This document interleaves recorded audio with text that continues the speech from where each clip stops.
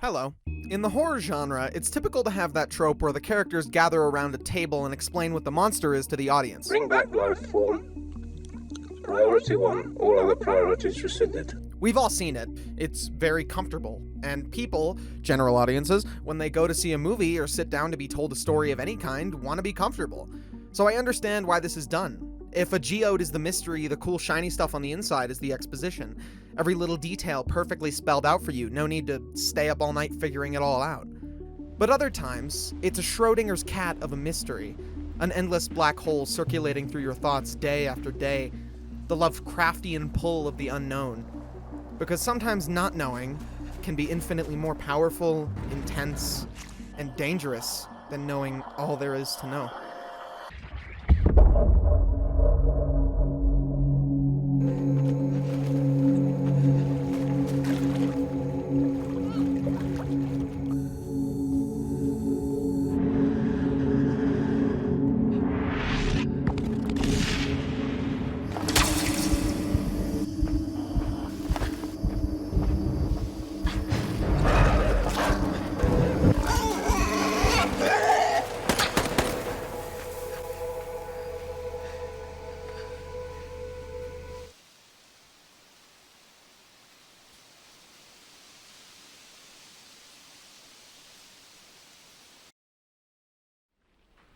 What you're seeing right now is probably very familiar, maybe even a little nostalgic for some of you. If not, that's totally okay. This is Playdead's Limbo, released August 2nd, 2011. One of the first indie games in recent memory to get as much time in the spotlight as it did. All the wacky YouTubers played it, most people in the gaming sphere have probably heard of it. I played it when I was a wee lad, but I never really dug into it myself. I just enjoyed playing a funny video game, but replaying the game in current year, it really is something special. All the visuals are shrouded in blacks and grays and whites, as you may have noticed. The opening kind of reminds me of an old cartoon. Cuphead came to mind, but way darker. Think more that one episode of Local 58 with the skeleton guy in the graveyard. Among Us! That sort of filmic haze stays throughout the whole game. It's an interesting visual choice. The entire game is mostly just a platformer except for some vague story stuff, but to me the more interesting idea is both the aesthetics and just this opening. Just this kid waking up in a forest, and you walk right. Contextless horror, especially considering the horrible and grotesque ways this kid gets fucking beamed, like all the time, like gruesomely, like regularly.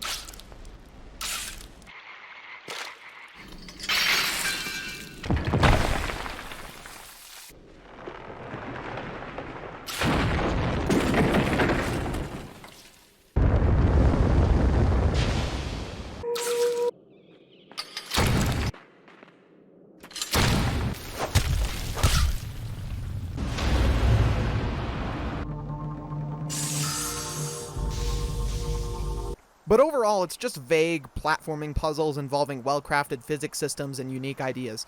Limbo is a cool game, but personally it's not why I'm here. It's a neat little game about childhood fears, as well as probably, I don't know, this might just be a hunch, limbo, with a side of dead kid ghost stuff. But I feel like I have a good understanding of what Limbo is as a story. I just want to acknowledge the baseline that Limbo established for the real reason I'm here. On July 7th, 2016, the day before my birthday, Inside came out. Yep, that's it. And not the Bo Burnham. No marketing, no big trailers or pre-order bonuses, just the devs saying they're making a game, the game getting some hype because, oh look, it's the people who made Limbo, rightly so, and then the game comes out, and everyone plays it. Most going into it expected a similar thing to Limbo. Very little story, mostly some cool puzzles and visuals, all in a very stylish package. It'll be fun! Inside is the most dreadful game I've ever played. Not in terms of quality, no, I mean literally. I've never experienced so much gut-wrenching dread playing a game before, not even a horror game. This is the kind of game that lives inside your nightmares. It's a game that drops you into a world with nothing, knowing nothing, and being told nothing. Yet, there's so much detail in this world. So many interesting connections. So much depth inside. I'm gonna go through the entire game for the next part of this video. It's a game that has so many little animations and set pieces and sounds, And here's when I say stop and go play the game for yourself if you haven't already, because I really don't want to ruin this for you. Go back and then play it and then come back. If you've already played it, then that's great. Well, in the meantime, why don't you fucking subscribe, you piece of shit? Inside opens similarly to Limbo, with a simple title card for Playdead Studios in the title of the game. Unlike Limbo, however, there isn't really a main menu. The game just spits you out where you last left the game or at the start. Speaking of, a small boy in red shirt drops down from the brush and starts going right. Two things to note here. This boy is without a face. This seems to be normal for everyone in this universe, but it's something we should probably take note of nonetheless. Overall, it seems to be a stylistic choice, but it can still have metaphorical meaning, especially later. He's a nobody. This boy is also wearing a bright red shirt, one of his only defining features and also probably the brightest color in the game. Because of this, I'm going to refer to this kid as Red from now on for simplicity's sake. If you want, this can also be the same Red from Mandy if you like Nicolas Cage. Another thing about his red shirt is that it could be taken as, well, literally a red shirt. A character in a horror movie or otherwise that dies in the first act and usually wears a red shirt. Red is already marked for death before the game even starts. It's also the same color red as the title card. I don't know what to gain from that, you figure it out yourself. Red begins traveling right. Much like Limbo, in the game he runs on a 2D track. But the difference here is that there's pretty much always something happening in the background. After jogging through the woods a bit, you come across a truck being loaded with what appears to be people. The truck closes and is ushered off before you can get a good look. If you'd even want to, or if you even did, most people miss that there's people in that truck. You make your way through the rest of the outskirts, avoiding hunters and their hunting dogs, to the best of your ability. A few things in this scene. The people hunting you are wearing masks, and seem to be looking for something. Perhaps finding people running outside the city isn't too out of the norm. Later, some of them start shooting at you as well. At first I thought they were shooting to kill, which they very well still might be, but when I first heard this, I felt like I'd been shot in the head. Fucking brains splattered all over the ground and all. It totally sounds like a gunshot. But if you watch closely, you can see that it's more like a heavy-duty tranquilizer gun. What they need to keep them alive for, we don't know quite yet. They might not even be alive at all. It could just be they could totally be poison darts. Escaping the hunters in the forest, you make your way to a cornfield. The land you are traveling through here looks like a farm of some sort, some kind of rural area. Maybe used to be a farm. You see dead pigs scattered all over the place. Recently dead. They aren't rotting, nor do they look like they starved to death. Maybe they were killed by some other means? Maybe they're just asleep? Either way, they aren't moving. Continuing through the cornfield, it's raining now. Still night, however. Breaching the corn, you notice some little cheeps. Kinda sound like bells. It's coming from these little cuties. I'm gonna call these bell chicks because they look like bells and they sound like bells and they follow you around blindly. Going into the next nearby building, you can find a strange-looking machine. This is a puzzle, of course. I'm not going to explain how every puzzle is completed because that wouldn't really help with, story analysis and shit, so I'm just going to skip puzzles unless they're thematically important. For instance, the only way to make progress here is to open the door for the chicks, turn on the machine with a few tugs, and then use the chicks as ammo to knock down this hay bale. It's fucked up. Almost all of them live, so I guess it's okay, actually. Getting on the roof, you jump down into some dead pigs. More dead pigs. You also see some worm-looking things sticking in the dirt here. They remind me of the worms from Limbo in more than one way. I'll come back to this. Going forward, you find these pigs. They appear to have the worms latching onto them. We see what they are doing when the pig gets up after appearing dead and lunges at you.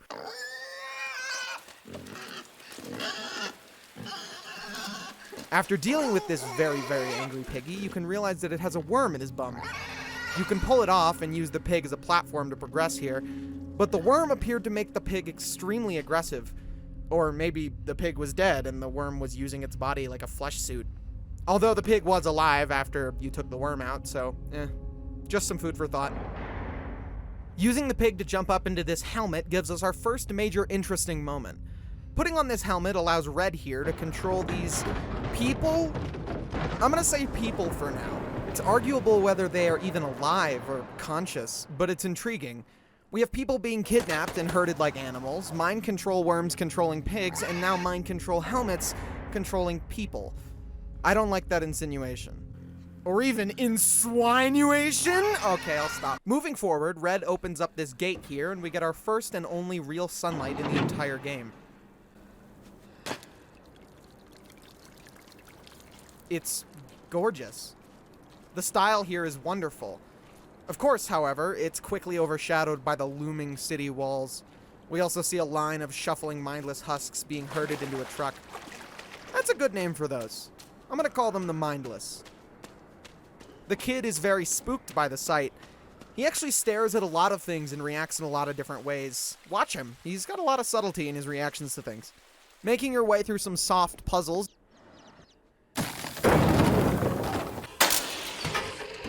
you end up down in a subway with another mind control puzzle. Nothing really new to point out here except the mind control itself once again being used. Continuing deeper, you start to hear it. You hear it first. The endless march of the mindless.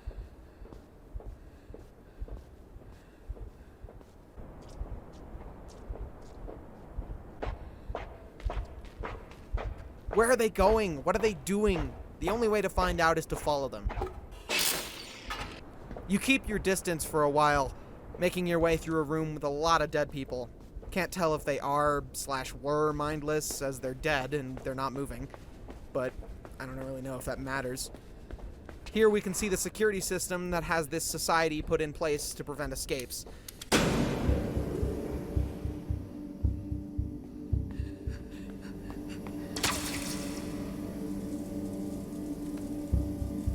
It's basically a taser cannon.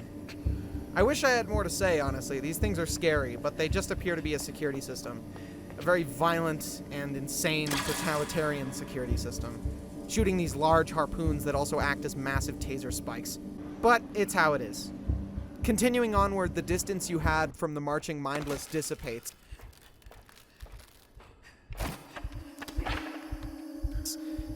This scene is terrifying and very tense, but watching it back without having to play it gives up some interesting details. First of all, the zone that we are in at this moment appears to have been a school. We can see a little earth globe there and some chalkboard type things in the background. Why is it now being used for this? I don't know. But the fact that this march is more important to this world than education is actually pretty accurate. Schools are hella neglected in real life. Moving through an abandoned building and falling through some broken boards, you quite literally fall in line. You have to blend into the crowd here. Red looks terrified, his quick little looks at the ever-present eye watching his every move. Good stuff.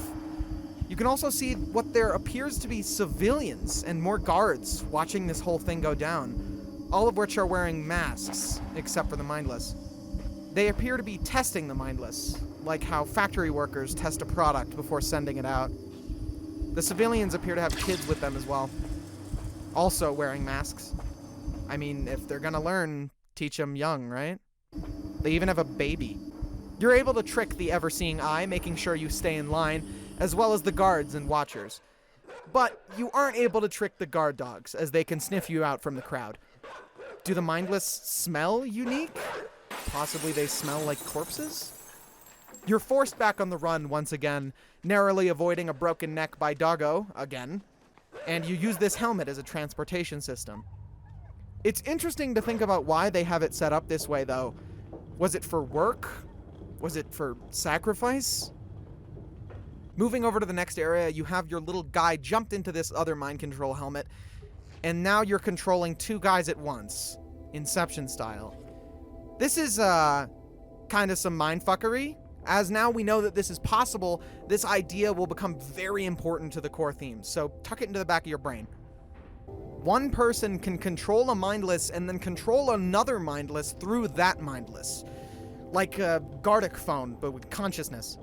After dodging some dogs, singular, with some water jukes, you can get to this water chamber. I'm pretty sure these chambers were used for experiments on humans relating to the power of the mind control worms. Getting out of this pool and getting past some now aerial taser cannons, you can see trains of mindless being moved somewhere. Possibly to some sort of distribution warehouse of some kind. I don't know. It feels like they're pushing out a product. Making your way down into the abandoned subway, you have to avoid more dogs. This time, they don't seem like hunter's dogs, as these ones seemed wild and rabid, unlike the trained ones. Actually, who am I kidding? They're both fucking insane rabid dogs.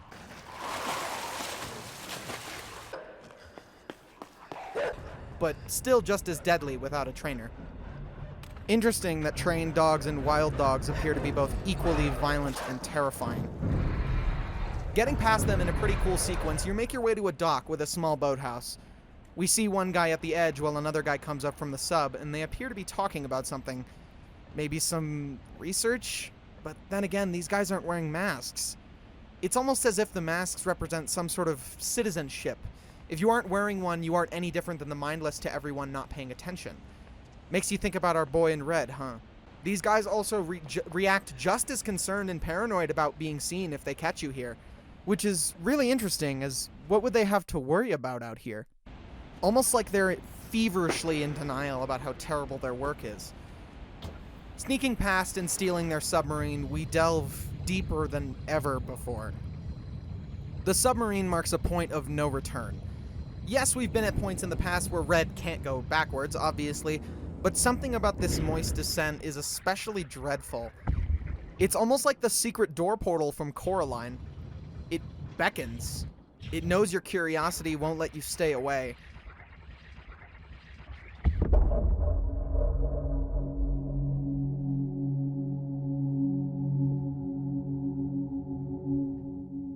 This must become... Holy shit, I gotta keep that in. That's so dumb. This must be some kind of underwater research base or something, but it's hard to tell what anything's actual use is down here. Either way, bye-bye surface. Working your way down this hellhole in your little yellow submarine, I don't know what to say about this part. Through the whole game so far, it's been relatively straightforward, but from here on out, the world shifts. It goes from a dystopia to a Lovecraftian depth of halls and brutalism. This huge area is overwhelming, almost alive. The pipes in the background almost look like tentacles reaching out to get you from some massive unknown creature. Making your way through the flooded depths, this area appears to have been a lab, or a chamber for testing and creating these mindless things. This area is very much abandoned, now owned by the water. There isn't even any fish or flora, just concrete. Working around the obstructions laid before you, there's this room that looks like a forest. It obviously couldn't be a real one this far down. No way. It's not possible, but it's here. Almost makes you question if the forest we started in was even real to begin with. Are they trying to simulate a natural environment for some purpose? Why? Why build a forest all the way down here in these abandoned halls? Also, where is everyone? If the plants naturally grew because of the water, why are they only in this area? It's not something that you can just answer easily. Working our way back down to our submarine, we are greeted by a very excellently executed jump scare.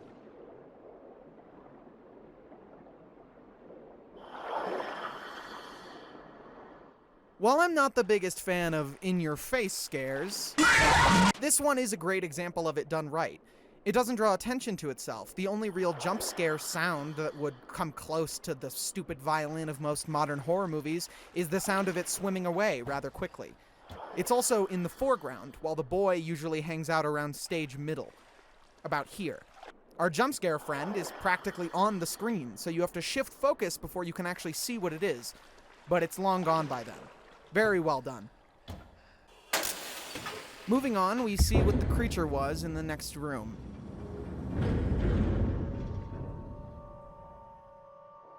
This is what the scientists were working on.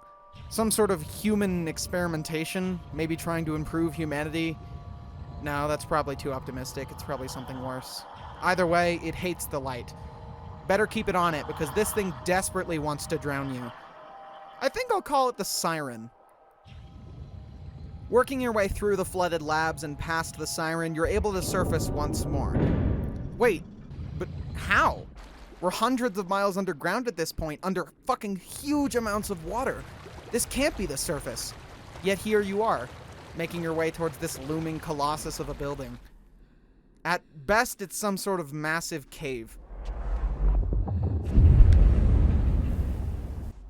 Inside is a very long-form puzzle, where you need to gather enough mindless to using this helmet to find a way out of the factory. You need 20 people, including yourself, to open this pressure plate door. as well as this single dead mindless you find on the top floor. Makes you think about if the mindless are even alive.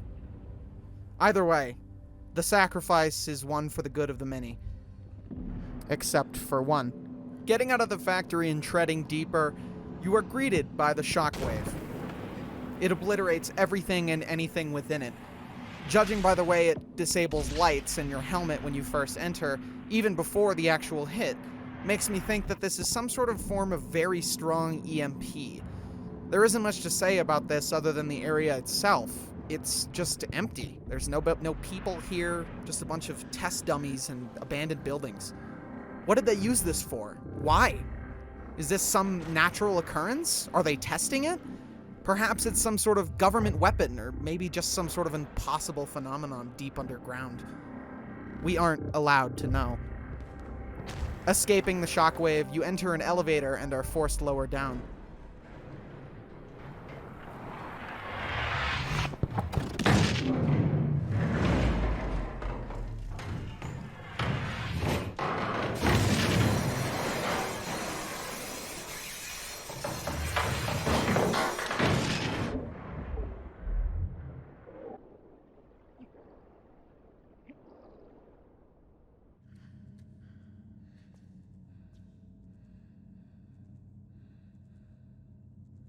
Escaping from a watery demise, you are greeted by more labs. These are labeled 3. It looks like people work here. You work forward and even more and discover that they are keeping a siren here. It looks like they are creating these things. I don't really know why, but it could be to act as good hosts for the worm parasites. Perhaps they like their hosts moist. Worms do prefer moist, cold environments, so that checks out. After some nail-biting puzzles involving this siren, you're able to juke her behind 2 doors.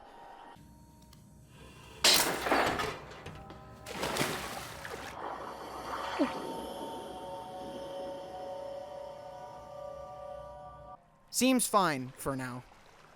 Before we move on, this area appears to be less abandoned than the previous ones. This one looks less like it's rotting and more like it's part of some cycle that's taking place. The track that plays as well when this freaky lady is chasing you is called Respite. At this point in the game, I'm going to be looking up the soundtrack names for any sort of guidance, as they can give you some vague ideas of what they were going for. Anyway. Climbing up out of the water using a yellow chain, we can move forward. Oh, fuck. No, oh, shit, fuck!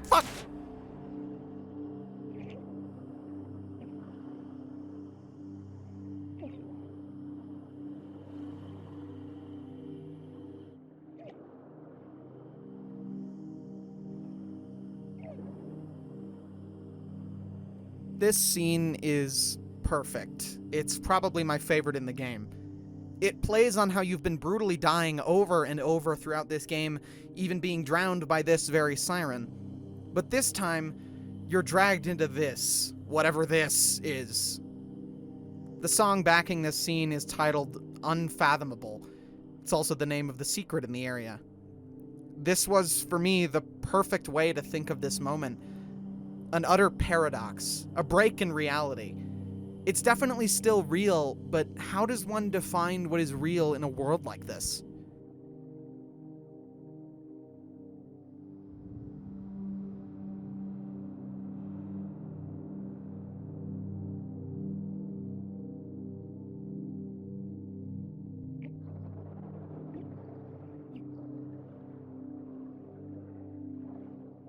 Sinking deep underwater. Somehow, you are now unable to drown. The siren appears to have done something to you in your descent, almost as if she didn't know you would drown, and tried to fix her mistake. Either way, it's too late. Waking up and swimming along, this is when I was fully submerged, mentally and literally. I didn't know what to define as the surface anymore. I didn't even know if the surface was really the surface. Getting out of the water,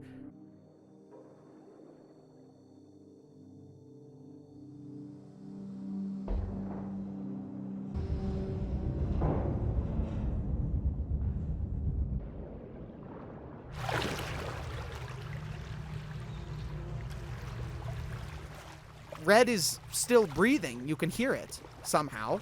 Working your way forward, we are now in Zone 4, it seems. Looking up, we're also greeted by another unfathomable sight. Reverse water. I don't know. At this point, I don't know if talking about how this is possible will do any good. I don't think it matters. Water is on the ceiling. Our earthly laws don't apply here. The people being held in the reverse water appear to be drowned like you, but they didn't survive. Instead, they were taken and put into some kind of stasis that might be how they get turned into mindless. No brain to use if it's deprived of oxygen. I'm gonna call these floaters. Because I don't know, I like coming up with cool names for these things. Heading into a warehouse and grabbing a box for a puzzle to pass a room, you can see people. Like civilians, not mindless or workers. You can see a father and child. They appear to be doing something with the mindless, or transporting them somewhere where I can't know yet. The way this is presented, it's almost like they're purchasing these mindless, the metaphorical and literal underworld of this idea. Purchasing human beings for use. But we move on. Getting past a test chamber with more upside down water, you're able to swim down or up, whatever, swimming into a room with more hanging bodies. You can see two men working on the condition of the floaters. What they're trying to do to them, I'm not sure. Could be some fertilization process or assimilation if you prefer.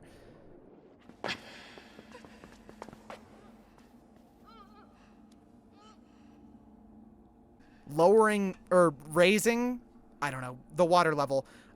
Making it go up. It goes up. The floaters drop down and get up. All of which immediately start following you. You aren't wearing a helmet. They shouldn't have any reason to follow you by our pre-established rules. Must be something to do with whatever the siren did to you. Here's an idea. Well, what if what the siren put on you was a mind control device of some kind? In fact, how can we even know we were human to begin with? Are you even playing as Red anymore? Using the gentleman you've collected to progress, you're able to get to a window.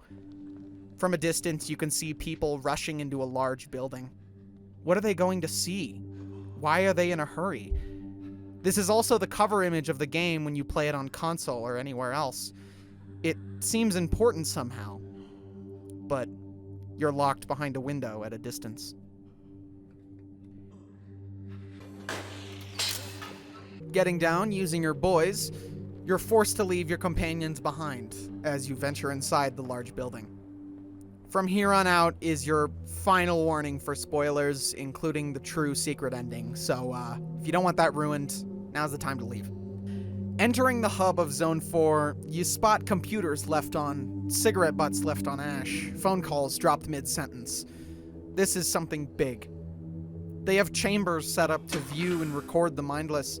This particular one is stretched and elongated, some definite human experimentation going on.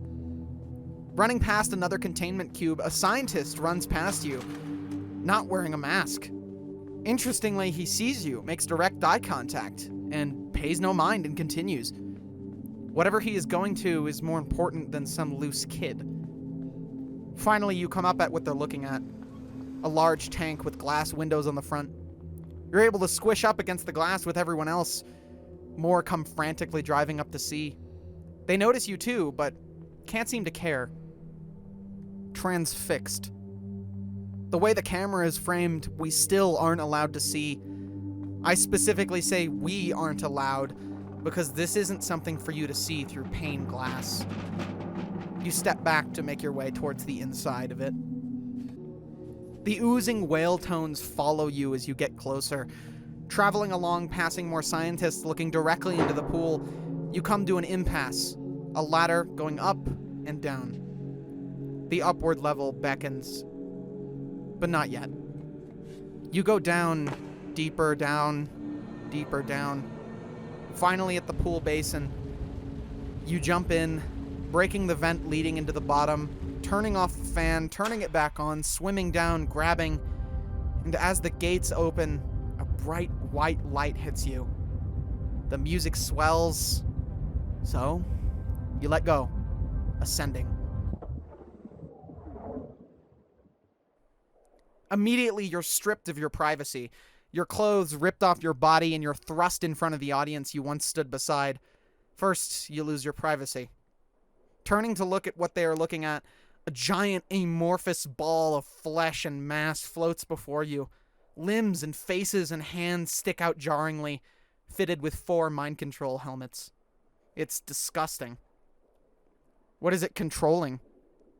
You should free it. Pulling off the 4 mind control helmets one at a time, each time the limbs of the creature grabs and caress you, almost thanking you in a weird way. After pulling out the 3rd, you're grabbed and pulled inside, and your identity is ripped from you in front of a whole audience. It's silent for a moment. As any player would do when waiting for something to happen for long enough, you attempt to move. The entire blob shifts and wiggles free of its containment. You realize you've become it. Swimming up to the glass, the many witnesses are dumbstruck.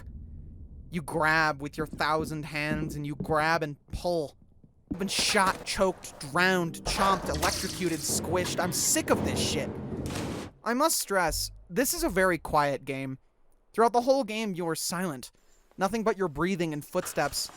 So when you just break out of this enclosure with the strength of 1,000 hands, the watchers scream in terror, the rushing water floods the entire room. You're faced with only one instinct. Get out.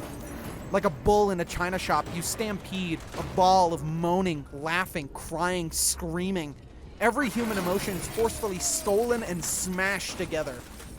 Unlike the rest of the game where your character is faceless, literally, here you are nothing but expressive.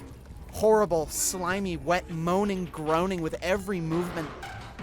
You tear through the lab, ripping anything you can get your hands on to shreds. The song that plays over this end is titled The Huddle. So that's what I'm gonna call our blob friend here. That title makes me think of the huddle your various companions have done around you. The chicks, the workers, the drowned, and now the huddle. Closer than ever before, you are now one with it. Screaming and crying in constant pain. You did this to me. You bastards took the human form and twisted it and crushed it, and now you'll pay the price. You solve a few puzzles as the blob here in this section, and it's actually quite fun and very well tuned. But the scientists that you aren't actively trampling seem to be watching you. Stood up on the balconies. Even though you're out of the tank, they still stare in awe at your beauty. Later, you have to use an air cube to press this button, which you've used throughout the game, but your big, meaty hands here can't pull the lever on the air cube that you once did yourself. So you pass it to this guy. He does it for you. Why they decide to help, we'll see in a second. Very memorable puzzle, nonetheless. After another puzzle involving a random human opening a door, you come to the boss. A large man sat at a desk of power, completely horrified by the creation he supervised, now standing, towering over him. You have a little bit of a choice here. To hang back and let the man live, or crush him into 1,000 bits. Like any sane person, I chose the latter.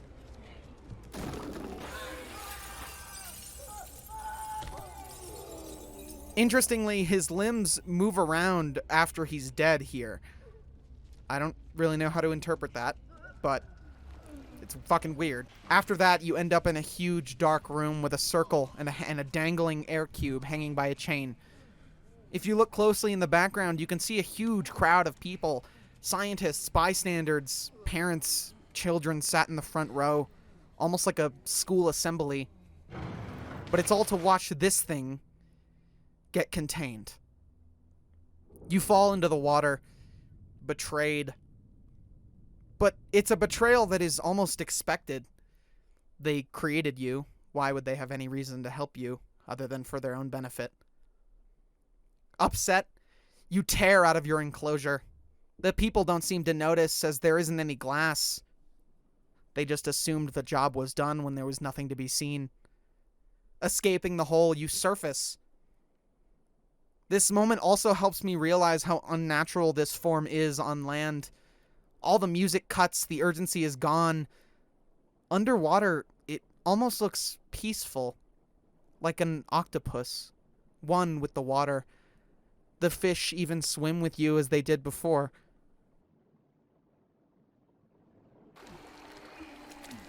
But on land, it's a horrible, screaming, moaning mass of human emotions.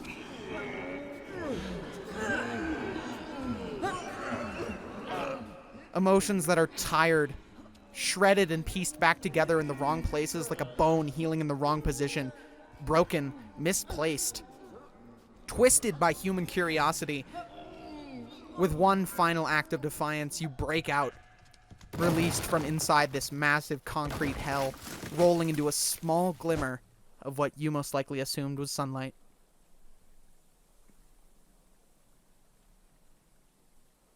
Inside ends as it begins, quietly in a forest with many questions. The difference is that in the beginning we know nothing, almost blissfully ignorant of what lies below, but by the end you are exposed, vulnerable, and probably more confused and scared by what you've seen than before you even hit play. There's silence for a while, almost peaceful. This enclosure isn't safe. It couldn't be. It's just some exhibit the scientists made. You can see it here in this shot. We're too far in. It feels wrong. But this is what we get for searching for those secrets. Never once did the game tell you to go forward. It was entirely to your own curiosity. It beckons you into the dark with secrets, teases, and begs your curiosity to find the truth. This is what you found inside. Was it worth it?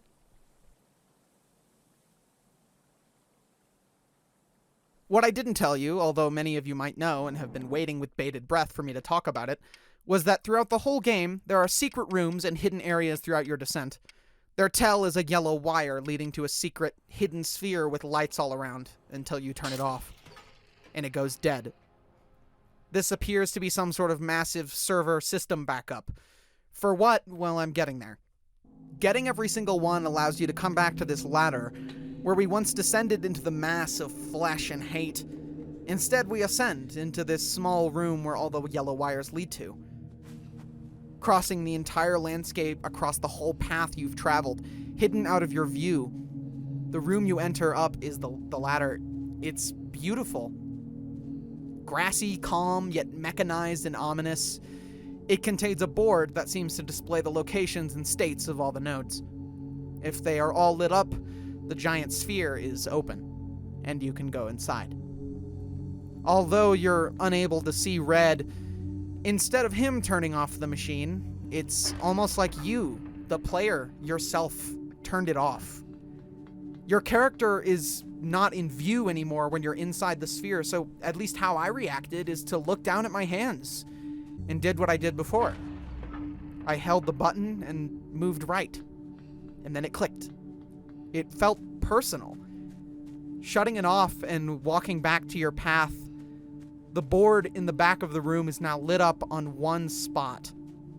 The second sphere you find, the cornfield. As well, take note here, turning off this orb, you are so deep down. You are infinitely deep inside this nightmare with no true way out. You're at the bottom. The only true way to get back up there is to literally load the game. You, the player, wind back time to before you fell too deep in. You take Red to this cornfield again, rolling back the tape in this metagame finale, seeing the surface after everything. It's just so dull. It couldn't be normal. There's this hatch in the cornfield, the one spot the board was referring to. You've been there before for this secret, but on the right side of this bunker, there was a door. It didn't open at the time, but now the small light on top of the door has lit up. And pulling the lever up, left, or right produces 3 different low tones. These low tones sounded familiar to me, and when I looked up how to do this, I found out why, and was also fucking baffled. Each secret produces one of these tones before you disable it. Putting all of them in order from start to finish gets you this combo.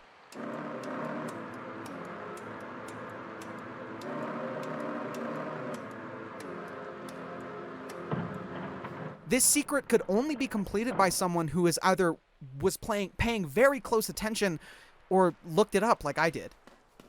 You think I'm smart enough to figure this out on my own? The door opens, revealing a long, dark hallway. It feels like the darkest and most cramped cave in the game. Reminds me of Limbo's big secret level in the dark. It feels purposefully referenced, the underbelly of the whole game.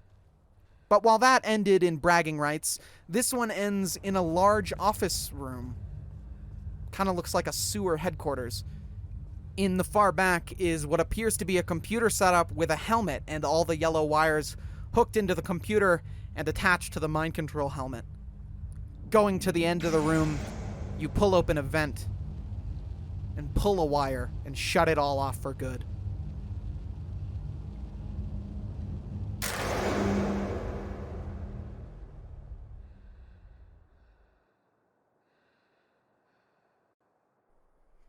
After pulling the plug, Red slumps over, and you disconnect. The screen goes dark. You're left with but a black mirror, showing only you. The themes throughout Inside are about control, free will, science going too far, and consequences that follow.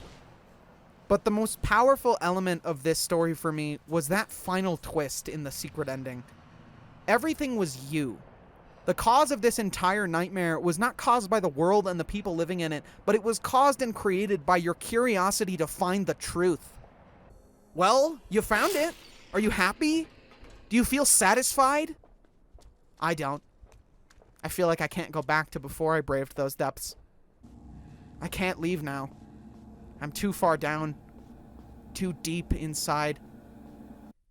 Inside is a study of free will and choice. It's a story about a world that discovers a mind control parasite, uses it to control and herd mind controlled humans like slaves. A story about a world that introduces the young to such horrors to make it seem normal, about scientists that were once the children who saw such horrors, taking these bodies that used to be people and stretching them and smashing them together and then recording it and sitting around in corporate office board meetings surrounding a tortured nightmare creature. It's a story about the human condition, not just the individual, but the whole. It's a story about falling deep, deep, deep down. So far down that you can't remember what the sun looked like. So far down that you can't even remember what your own face looks like. It's a story about falling into abyss and realizing all too late that you never should have come here. A corpse should be left well alone. Oh, I know very well how the secrets beckon so sweetly. Only an honest death will kill you now. Eliminate you from your wild curiosity.